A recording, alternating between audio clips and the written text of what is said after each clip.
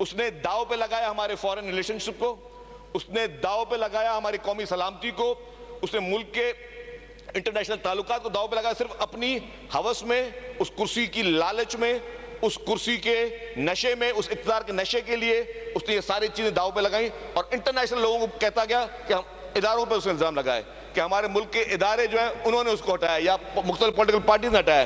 تو اس سے بڑا جھوٹ اس سے اور کوئی نہیں سامنے آ سکتا کہ ایک شخص اپنے اقتدار کے لیے ملک کی ہر چیز داؤ پہ لگا لے۔ ہماری لیڈرشپ نے جان کے نذرانے دیے، پھانسی کے پھندوں پہ چڑھے، بم بلاسٹ پہ ہماری لیڈرشپ شہید ہوئی، لیکن کبھی بھی اس ملک پہ کوئی آن آنے نہیں دی۔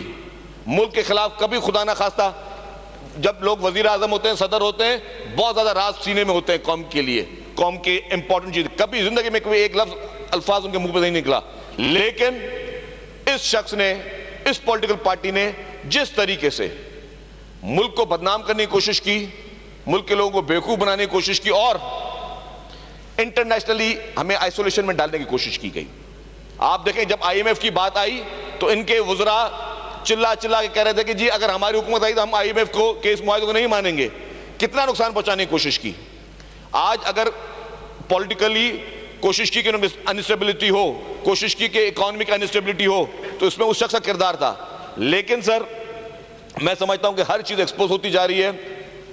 سائفر کے معاملے میں بھی ہمارا موقف پہلے دن سے یہی تھا، یہ شخص جھوٹ بول رہا ہے، یہ ہو شاہ محمود قریشی ہو، ان سب نے مل کر اس قوم کے نہایت نازک ترین جو آپ انڈر اوتھ ہوتے ہو کہ ملک کے اہم ترین باتوں پہ آپ نے کبھی پبلکلی ڈسکس نہیں کرنا چاہیے، آپ نے کھل کے ان لوگوں نے ملک کے قانون کو توڑا ہے، ان لوگوں نے کھل کے ملک کے سالمیت کو داؤ پہ لگایا ہے۔ میں سمجھتا ہوں کہ سخت سے سخت جو ہے قانونی کارروائی اس جیسے لوگوں کے خلاف ہونی چاہیے۔ Thank you very much.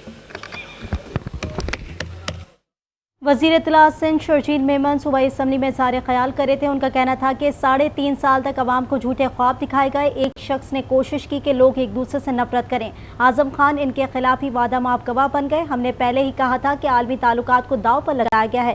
P T I نے پاکستان کو آئسولیشن میں ڈالنے کی کوشش کی۔